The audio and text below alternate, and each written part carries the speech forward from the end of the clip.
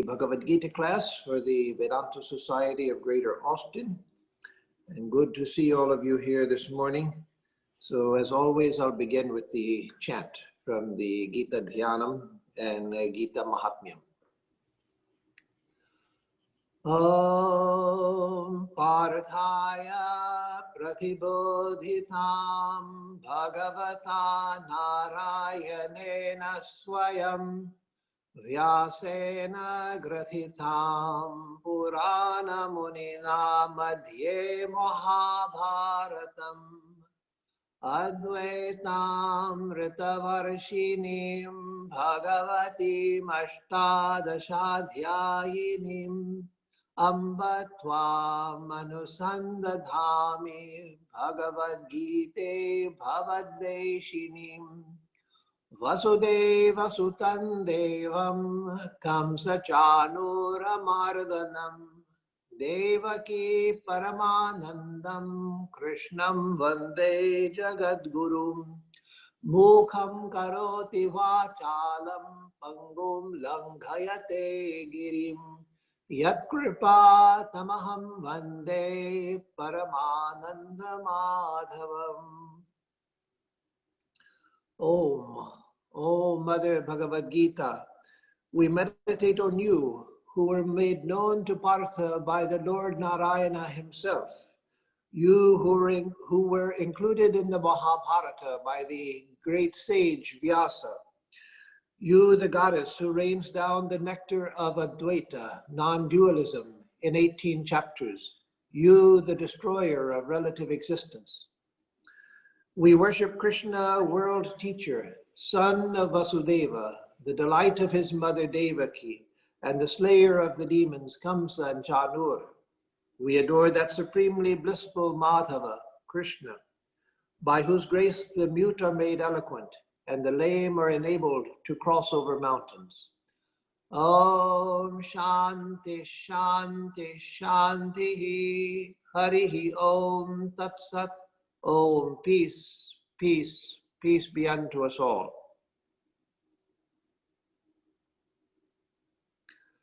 So last class, we came to the end of chapter 2. I may have mentioned this before long ago in a class in Austin, I don't remember. But with something like the Gita, never say, I have studied the Gita, or I have finished with chapter 2, because you can never finish with it. Once Swami Atmarupanandaji asked a brahmacharin, have you studied the Gita? And he said, yes, Maharaj, I studied the Gita. He said, no. Never say that you have studied the Gita. Say that you are studying the Gita. And so that's for our whole life. If a great sage like Shankaracharya, if he found nourishment in the Gita, if he thought it worthy of studying and writing an extensive commentary, then how much more we need it than Shankaracharya. And so the Gita is something to study for a whole lifetime. And as we find, the longer we study it, the greater depths we see within it. As a beginner, we read through it verse by verse, and it makes some sense to us. And to many of us, it is very appealing because it makes some immediate sense to all of us when we first read it. As we read it more, each time we read it, we see, my goodness, it says this. How did I ever miss that? Well, I missed it because I wasn't ready for it. I didn't have the ability to understand it.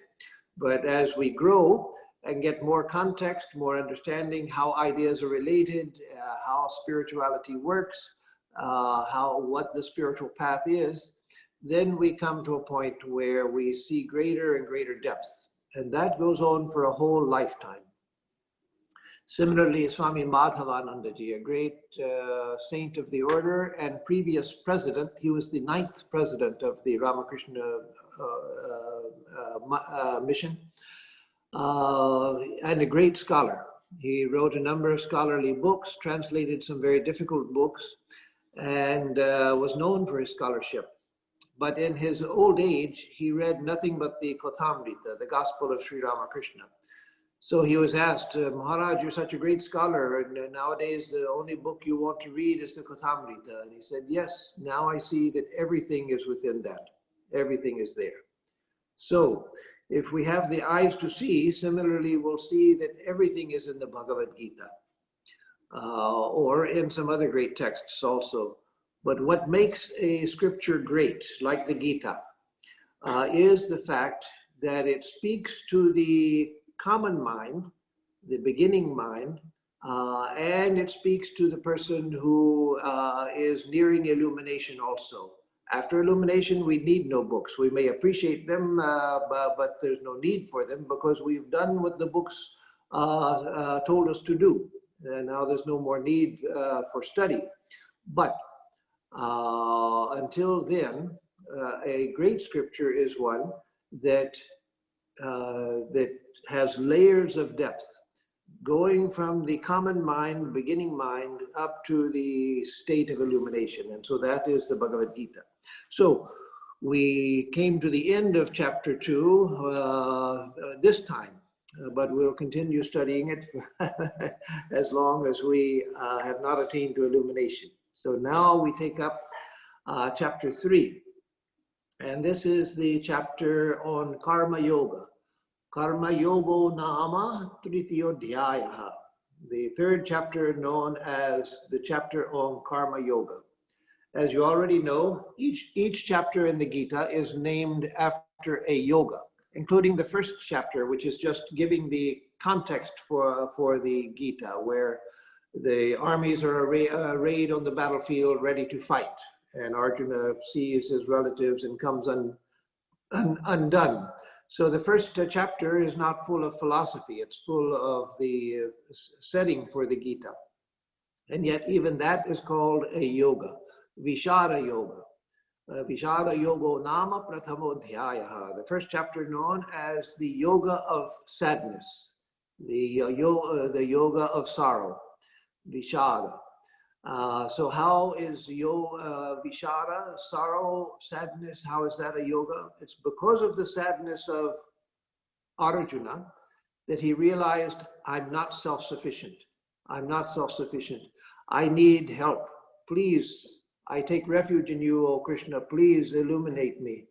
I'm suffering. And so, oftentimes in life, we find that when we get a blow in life, it naturally turns the mind towards deeper things because we begin to realize that things here, this world is not as stable and secure as we thought it was. Everything can be removed from us in a moment. And so, Vishara Yoga, sadness is also a means for coming to God. So now this one is the chapter on Karma Yoga. In the second chapter, where the actual teachings begin, with the 11th verse of Shrikrishna addressing Arjuna, there Shrikrishna begins on the note of Jnana Yoga, the path of knowledge. And so for a number of verses, he teaches Arjuna the path of knowledge. And then in verse 39 of chapter 2, Shrikrishna says, Eshate bhita Sankhya buddhir yoge tvimam shrinu. Now, so far, O Arjuna, what I taught you was the yoga, the Sankhya yoga, meaning in the Gita, Sankhya yoga means Jnana yoga, the path of knowledge, the path of non-dual knowledge. So up to now, O Arjuna, I have taught you the path of knowledge. Buddhir yoge tvimam shrinu. Now listen to this yoga of the buddhi. And so yoga of the buddhi, the wisdom of yoga also would be a way of translating it. In the Gita means the path of karma yoga. So usually yoga or buddhi yoga in the Gita usually means karma yoga. So Sri Krishna says, now hear about karma yoga. So then he begins to teach him about karma yoga. But now in chapter 3, we find that Arjuna begins with confusion. So let me chant the first 2 verses and then we'll come back and explain them one by one. So beginning with the first. Om Arjuna Vacha Jayasi Chet Karmanaste Mata Buddhir Janardana Tatkim Karmani Ghore Mam Niyojayasi Keshava Vyamishrene Vavakyena Buddhim Bohayasi Vame Tarekam Vadanistitya Yena Shreyo Hamapnuyam. So like several of the chapters, this one, chapter 3, begins with this question of Arjuna. He's heard Sri Krishna tell about Sankhya Yoga, the path of knowledge, where he tells him that you are the eternal, that the self never dies, the self never kills nor is killed. Know yourself to be eternal, to be actionless, to be the witness. And then he also teaches him about karma. Karmanyevadhikaraste ma phaleshu kadachana. Yours is the right to the work alone, not to the fruits of the action. So give up the fruits of action. Yoga karmasu kaushalam. The yoga, karma yoga means skillfulness in action. So like that, in a number of verses, he teaches the path of action after having taught the path of knowledge. So now Arjuna is confused. It says, Arjuna Vacha, Arjuna said, Chet, if te mata Janardana, if, O Janardan, that is, O Krishna, if, O Krishna, it is your opinion, te mata, if it is your opinion, buddhi karmano buddhi jayasi. If you think that the knowledge is superior to action, because again at the in the Stita Prajna Lakshanas, then he came back and praised the Jnani, the person of the highest knowledge, the Stita Prajna, who is unaffected by anything. So now again Arjuna is confused. So he says that if in your opinion the path of knowledge is higher than the path of action, Tatkim karmini gore mam niyojayasi Keshava. Oh Keshava, why are you engaging me? Mam niyojayasi. Why are you engaging me in this karmani, in this action? So if you think that the path of knowledge is higher than the path of action, why are you engaging me in this terrible action? Karmani ghore karmani, in this terrible action. So again, he started out by telling Sri Krishna that I won't fight because it's better that I eat the food got by begging than eat the food which is stained by the blood of my relatives and gurus. Because if I fight with them, then it's then even if I defeat them, then I can't enjoy the earth after that, because everything will be stained with their blood. I will have their blood on my hands, as we say in English. And so how can I do that? And so then Sri Krishna tells him, no, you have to fight, that you are not the self, you neither kill nor are killed. You have to do your, you have to know yourself to be beyond life and death, etc.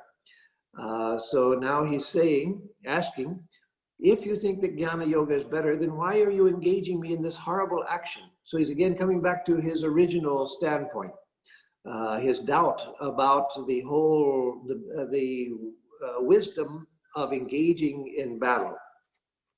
Tatkim karmini ghore mam niyojayasi Keshava. Why are you engaging me in this horrible action, O Krishna? And then in the second verse, he says, Vyamishrena eva vakyena buddhim mohyasiva me.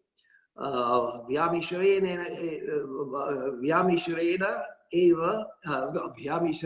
eva vakyena. You're by words which are confusing, as eva, as if confusing. He uses the word eva, meaning as if. So he recognizes that Sri Krishna is a great and wise man. So maybe it's my fault that it seems to be confusing, but still it is confusing. And so by these contradictory or conflicting statements of yours, you are deluding my intelligence. Buddhim mohayasiva me. Mohayasi eva me. Again, again eva. So again, as if you are deluding me. So it's as if your statements are contradictory, and by them it's as if you are deluding me. Mohayasi eva me. Tarekam varanistitya. Tell me that one thing for certain. That one thing for certain. Yena shreyoham apnuyam. By which I will attain to the highest. So again, you tell me that the self is beyond all action, and the self is actionless. It is neither born nor it dies, and that the stita prajna is transcendent over all action, unaffected by anything, dwells in eternal peace. And yet you're also telling me that I have to engage in this battle, I have to fight, I have to kill, because I have to engage in karma, in work, and I can't run from it. So what's that seems the two teachings are conflicting with each other, and you seem to be deluding me. Of course, he is deluded. That's not seeming. Arjuna is deluded, but he's saying that it seems as if you are trying to delude me. That's the intent here. So he says it's as if you are deluding me. Again, knowing that Shrikrishna wouldn't willingly or out of trickery try to delude him, so he's asking for help. So tell me that one thing that I need to know. Don't tell me this or this. Again, it comes to Swami Swahanandaji, whom I mentioned last week. It comes to mind, as I said last week, he was the original multiple choice Swami, that if you ask him a question, he'll say, well, do this or do that, or you can do this or you can do that. Pick whichever one you want. And so once there was a young nun, a brahmacharini, who came to Maharaj in Hollywood and told him, and I heard this story from Swami Swahanandaji himself, who of course he could tell it with great humor and everything. He was very funny telling stories. But he said that this a young nun came to him and said, Maharaj, I want to leave. I want to leave the convent and go out and live outside. I'm not happy here. I want to go. So then Swami says, Maharaj said, okay, well, if you want to leave, then you stay for some time until such and such a thing is finished, and then you can go. And what will you do? Where will you go? We can began to talk about her going and all of that. And she said, Maharaj, you're supposed to tell me not to go. Why are you? So Swami said, you said you want to go, so I said, if you want to go, then go. Why are you blaming me? If you don't want to go, don't come and tell me you're going and ask me to argue against you. If you want to be argued against, then you know not to go, so stay. If you want to go, go. If you want to stay, stay. So most of us look to somebody, of course, somebody that we respect or someone that we love, and want them to solve our problems for us by telling you, do this, this, and this, and this. So then I don't have to think about it. So that's the state Arjuna is in. But of course, with Arjuna, it's a life and death situation. So it's not a casual situation, it's life and death. But still, he is confused and he wants help to figure this out. So then Sri Krishna begins his reply in verse 3. Shri Bhagavan Vacha Lokesmin Dvividha Nishtha Pura Prokta Mayanagha Jnana Yogena Sankhyanam Karma Yogena Yoginam. So here is the beginning of his, it's not the whole answer, this is the beginning of his answer to Arjuna. So he begins by giving historical context. So he says, Lokesmin Dvividha Nishtha Pura Maya Prokta He Anaga.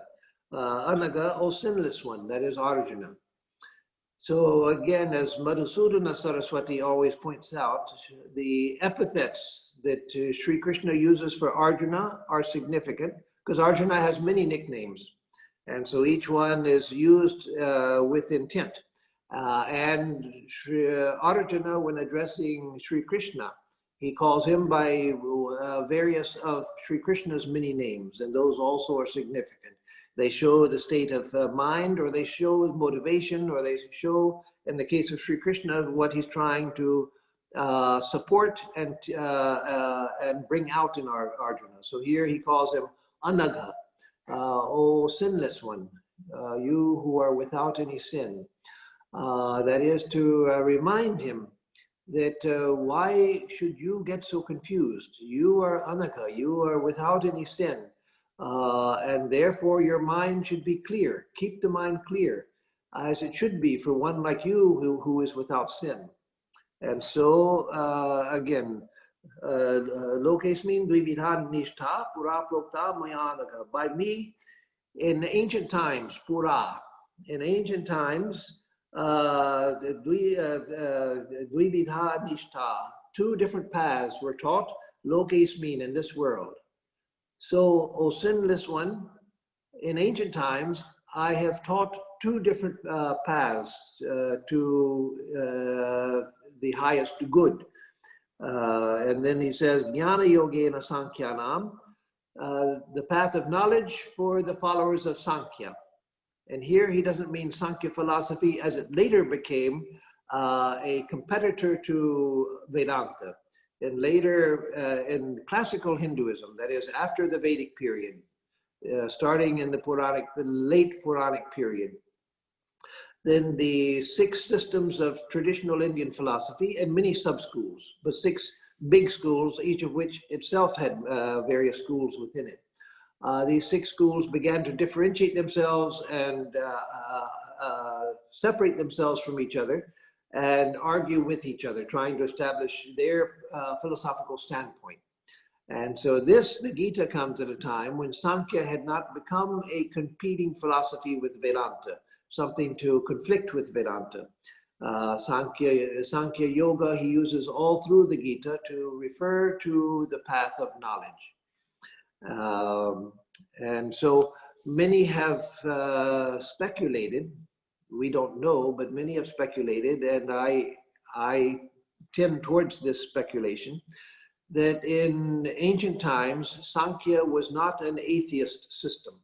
When it became a separated philosophy, competing with Vedanta, there was no place for God. In Sankhya, they said, like the Buddhists do, and as modern science does, said that this world is explainable in its own terms. We don't have to go to some unitary supreme being who has created the world and designed the world and produced the world and all of that. There's no need for that. Look at the world itself, analyze it, and you'll understand its nature. You don't have to bring God into the equation. That's basic to modern science. Now, there are many modern scientists who are also religious, but if you're practicing science, if you're trying to understand the nature of physics or chemistry or biology or whatever, geology, whatever your field of science is, when you try to understand a particular thing, you don't go and ask, well, I wonder why God did it this way. You say, well, what is it? How does it work? And what are the cause and effect relationships, etc. So Sankhya in classical times said there's no need for God to explain things. But here, all through the Gita and in the Katha Upanishad, which shares a lot with the Gita, it was before the Gita, but it shares a lot with the Gita. Both of them are full of Sankhya philosophy, but with God. And so it seems likely that in ancient times, Sankhya was not an atheistic system. Of course, it's always a religious system, but it's just that they don't believe in God. It's atheist. They don't believe that there's a theos, that there is a God. So anyway, coming back to the text, Jnana Yogena Sankhyanam. In ancient times, I taught 2 paths. One was the path of knowledge for the followers of Sankhya, Karma Yogena Yoginam. And I taught Karma Yoga for the followers of Yoga. So remember that in the Gita, usually, not always, but often, the word yoga by itself refers to Karma Yoga. Sankhya Yoga refers to the path of knowledge, and yoga most often refers to Karma Yoga. So, O sinless one, O Arjuna, a twofold faith has been declared by me earlier for the human race, the way of knowledge for the Sankhyas and the way of action for the Yogins. So there he's just stating that these two paths have come down from ancient times, and I have taught them. Now that statement of Shrikrishna's will become the cause of another doubt in Arjuna's mind when we get to chapter 4, the beginning of chapter 4. This idea that earlier or in ancient times, I taught these two paths. So what does that mean? That comes up in chapter 4. But right now he says it, and Arjuna just sort of listens without challenging that part of it. What do you mean that in ancient times or long before you did this? You were born some years ago and in this form, so how could you have done it in ancient times? So at this point, he lets that pass. Then Sri Krishna continues with his answer, and the whole of this chapter is the answer to that question, which is greater.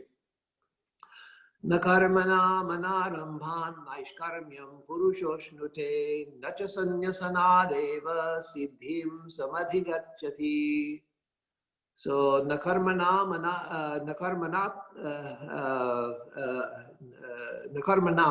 anarambhat naishkarmyam purusha ashnute. By not undertaking action, no one goes beyond action. Naishkarmyam. Naishkarmyam means freedom from action, freedom from activity. So in Vedanta, it's said that when one attains to the highest state, one goes beyond all action, because one has no sense of being a doer. One doesn't engage in any action. We may see such a person, man or woman, going about actions like other people, but they don't see that at all. They see that the body and mind are following the gunas of Prakriti, but I do nothing. So that sense of being a karta, a doer, an actor, an agent of action, that is gone.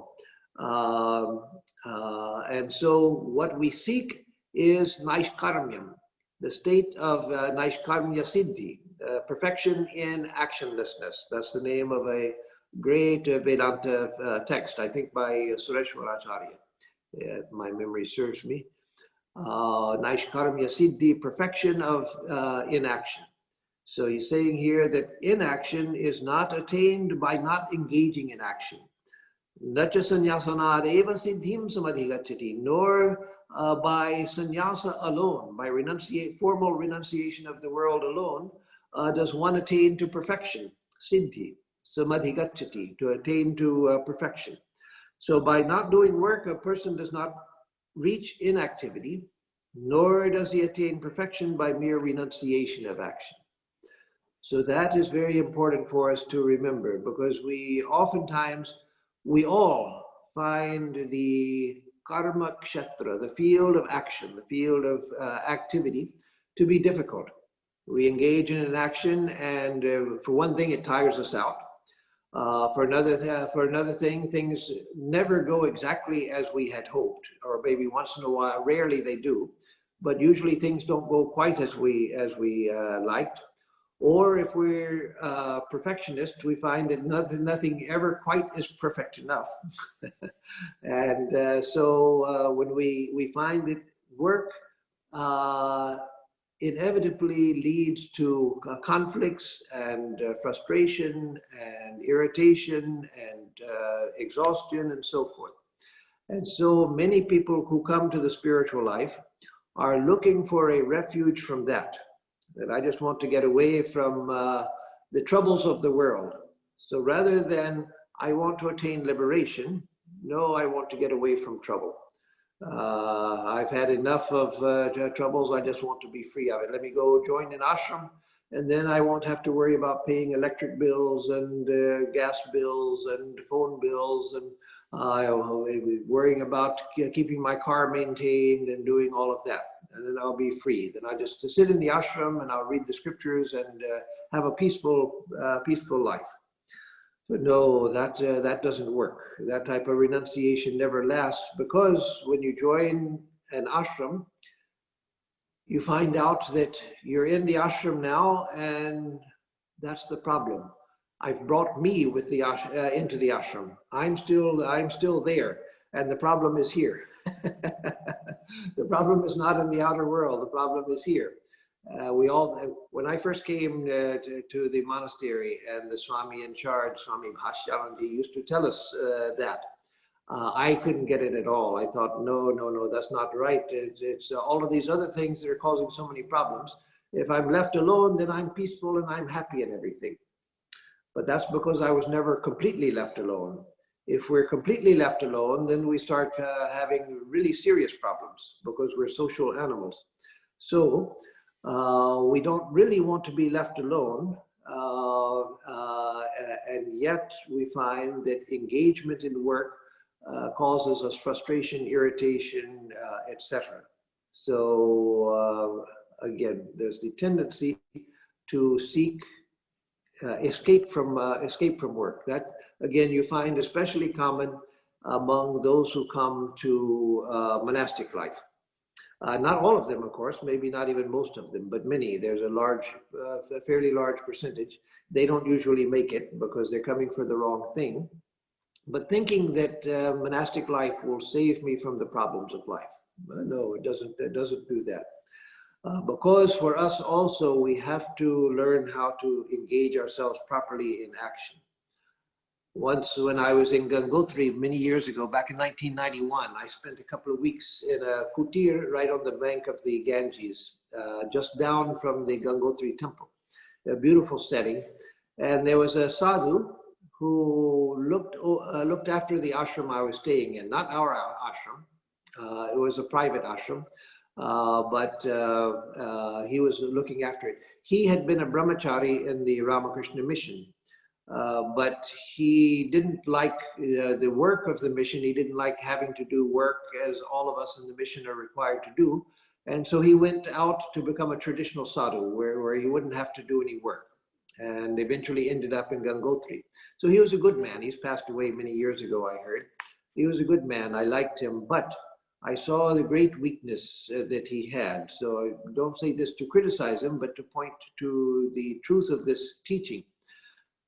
He had gone to Gangotri, living the life of a traditional sadhu, to get away from all action, because he found that the work he was required to do in the Ramakrishna mission was always a botheration. So he just wanted to sit on the bank of the Ganges and do his practice and everything. But I saw now he was in his late middle age. He's probably in his 50s, late 50s or something like that. So he'd had many years of this traditional sadhu life. What I saw was that if things didn't go exactly as he wanted them to go, he was completely undone. The poor man, his mind was, he wanted everything just as he wanted them, and the slightest thing came unexpectedly. It happened unexpectedly, and it just undid him. And that was because he had tried to escape from work. And so it's not through not doing work, it is not through not engaging in work that we attain to actionlessness. Actionlessness, as Shrikrishna teaches throughout the Gita, and as he will continue in this chapter also, in a concentrated way, actionlessness is a state of mind where the body and mind may be active, they may be intensely active, but the sense of identity is freed from the action. I am not the doer. If I'm devotional by temperament, then God is the doer. I'm an instrument, and God is acting through me. Like I'm a writing pen, and God is writing the story of my life through this writing pen. But the doing of it is God's work, not my work. I'm just an instrument. And for one on the path of knowledge, it's just a question of giving up the identity with the body and mind and sense organs. I say just, because actually it's extremely simple. That's all that there is to it. But it's a big thing to do. To actually accomplish it is very difficult. That's a lifetime or lifetimes of work. But the concept is extremely simple. All we have to do is to change my identity. I'm not the body, I'm not the mind. Let them run on, let them work on. But I'm just the witness, I'm just the consciousness in which all of this is happening, but I'm not the doer. So either way, we attain to a state of actionlessness when I have the realization, not the understanding. The understanding is good. That's what we're trying for now in this class, is to understand the idea. But the understanding has to become a realization where I know experientially that I do nothing. I do absolutely nothing. That's what where we want to get. So first we try to understand it, and then we try to watch our actions and try to gradually transform our sense of identity. Either to I'm an instrument of God and God is doing everything, or I am the self, the Atman, the pure consciousness, and I do nothing. The body and mind do what they do. So again, verse 4 says, by not doing work, a person does not reach inactivity, nor does he attain perfection by mere renunciation of action. So just by taking sannyasa, that doesn't solve our problems. So verse 5. Nahi kashchit kshanavapi jatu tishthatya karma krit karyate yavasha karma sarva prakriti jair gunaihi. So this is a very famous verse. Nahi kashchit kshanavapi jatu tishthatya karma krit. That no one has ever, jatu, no one has ever remained without action even for a moment. Now he's talking about people like us, people who have not attained to illumination. The sage knows that I do nothing, but everyone else, all the rest of us, we have a sense of doing action. And so for us who have a sense of agency, that I do things, then we cannot be without work even for a second. Karyate hyavasha karma sarva prakriti jayar gunai. Because we all, sarva, all are made to act by the gunas of prakriti. Sattva, rajas, tamas, the three gunas that govern everything in this universe, physically and mentally. The whole objective universe is made of these three gunas, sattva, rajas, tamas, the quality of light and purity and clarity, transparency, intelligence. Then rajas, the quality of passion, of action and reaction, of activity and so forth. And then tamas, the quality of dullness, inertia, sleep, darkness, destruction, etc. So these three qualities are actually the very stuff of this universe. Everything is governed by these three. So everyone who is an embodied being is necessarily forced by the gunas to be active every moment. I say that, well, I'm not going to do anything today. I've got the day off. I'm going to sit on the couch and watch TV. Well, that's an action. I'm not going to do anything. And then you get up and go get a snack because you're hungry. Well, that's an action. You say, well, I'm just going to sit here. I'm not going to do anything. And then you start thinking about all sorts of things. Why did that person say that to me? Well, next time I see them, I'm going to tell them and give it back to them. They'll never talk to me like that again. And the mind going on like that, that's action. We go to sleep and then we start dreaming. That also is action. The only time ordinary people like us are inactive is in deep, dreamless sleep. Then the sense of agentship disappears. We have no sense that I've got to do something. In deep, dreamless sleep, there's no awareness of myself as a doer or myself as the experiencer of experience. It's just, I'm just aware of nothing. I'm aware of just the absence of everything, including absence of the ego, the sense that I am this and you are that. I'm separate from you. All of that disappears. Just awareness of the absence of everything. Just awareness of the cloud of ignorance, that primordial ignorance, undifferentiated ignorance. And so except in the deep sleep state, we are all active all of the time. And so that's the teaching here. Verily, the running translation goes, no one ever remains inactive, even for a moment. For all are forcibly made to act by the qualities born of Prakriti, the gunas born of Prakriti. That is important to know. If I am always active, if I'm always active in the waking and the dream state, then it's necessary for me to learn how to act. So if I become a sadhu of the traditional type and think that, well, I'm not going to engage in any service activity, I'm not going to build an ashram, I'm just going to live in a cave, well, that's fine. That's a good way. Many people have attained to spiritual fulfillment that way.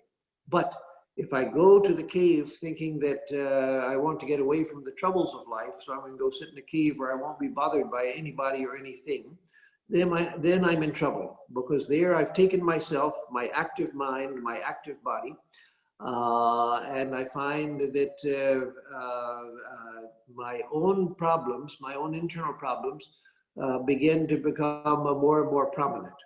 The outer world distracts us from our inner problems. And when there's no distraction from the outside, then the inner demons start to come out, and most of us cannot handle them.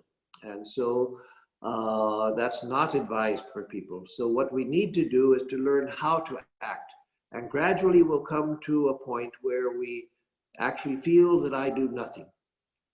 So then verse 6 goes, Karmendriyani sanyamya yaaste manasa smaran indriyarthan vimodhatma mithyachara sauchyate. So karmendriyani sanyamya, having controlled the organs of action, that is the parts, the organs which engage us in action, like the hands grabbing and so forth, the feet for locomotion, the mouth for speaking, etc. So having controlled the organs of action, yaaste manasa indriyarthan smaran, one who, having controlled the organs of action, remains seated with the mind thinking of sense objects. So I've controlled my organs. I'm going to sit here like a sage and pretend that I'm a great yogi, so that people will come and bow down to me, or maybe give some pranami or something. But my mind is thinking about various sense objects. Vimodhatma mithyachara suchyate. Such a deluded one is called a hypocrite. So we are hypocrites if we try to pretend that I do nothing. I'm just a sage, I'm inactive, people bring me my food, people take care of everything, and I just sit here. But I'm always thinking about, I wonder what kind of food they're going to bring me today. I hope they bring some ras malai. I don't want any more rasagolas. I want ras malai now. So I hope that they bring, and maybe they'll bring some other delicacy. So then I'm a hypocrite. So instead of that, engage in action, is what Shrikrishna is saying. So that fool who, outwardly controlling the organs of action, keeps dwelling on sense objects with the mind, is called a hypocrite. So that we don't want to be.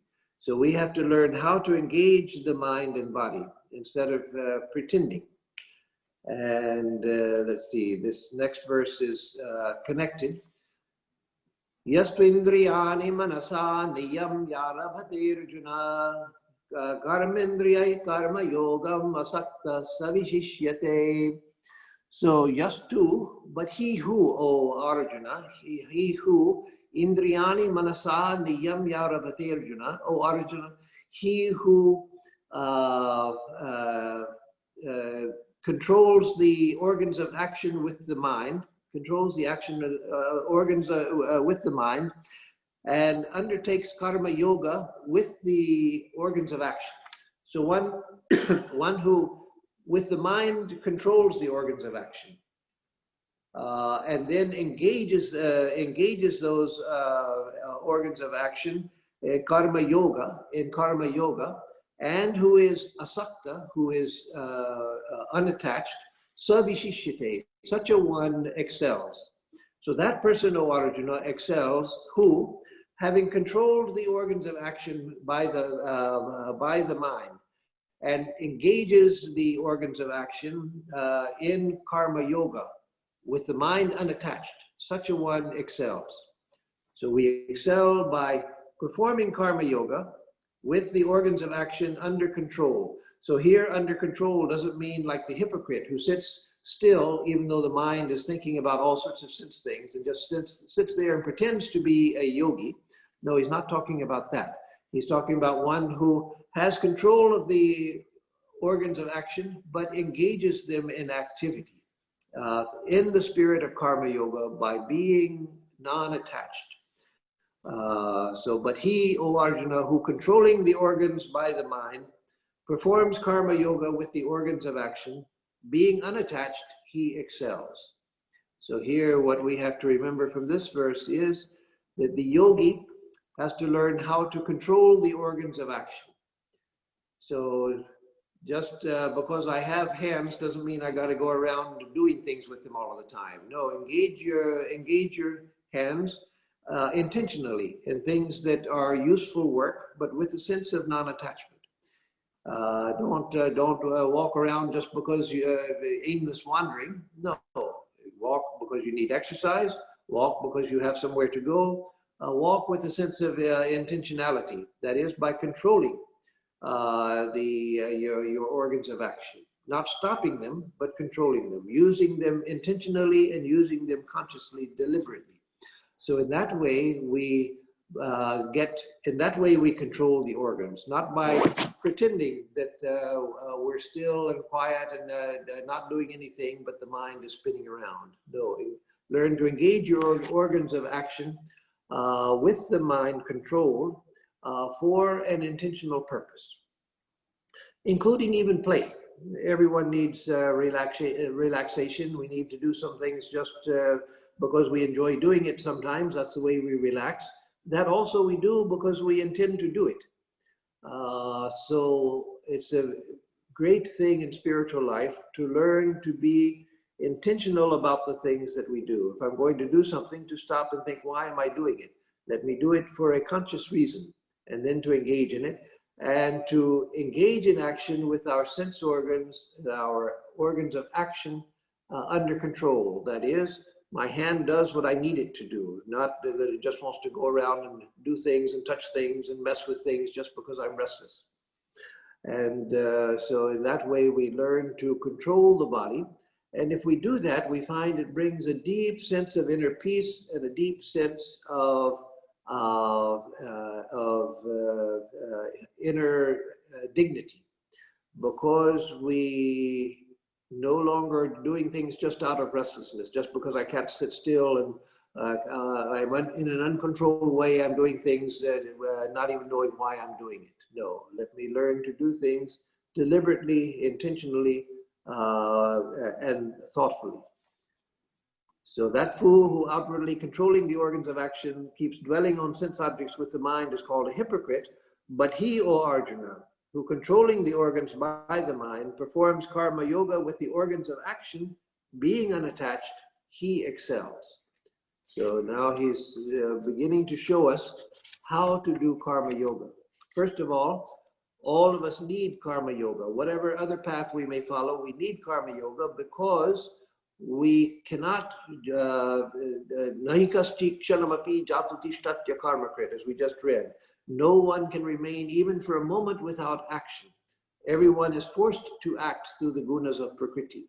So that being the case, we have to learn how to act. We can't be free from action until we realize ourselves as actionless. Until that high state is attained, we have to act. Life requires it. So now the question is to learn how to act in a way which is non-attached, how to act with a sense of self-control, how to act as he will come in next week's material, how we need to come to a spirit of sacrifice in our action. So that we'll stop here on verse 7 and take up verse 8 next time. This chapter is a very rich chapter dealing with karma yoga. 4 and 5, chapters 4 and 5 also deal with karma yoga. And then the topic comes up from time to time to other chapters as well. But the concentrated teaching of Karma Yoga is part of chapter 2, and then the majority of chapters 3, 4, and 5. Then in chapter 6, we'll come to Raja Yoga, the path of meditation. And then we come to the path of devotion, several chapters on devotion. But right now, we have entered into the field of Karma Yoga. So with that, I will stop for now. And if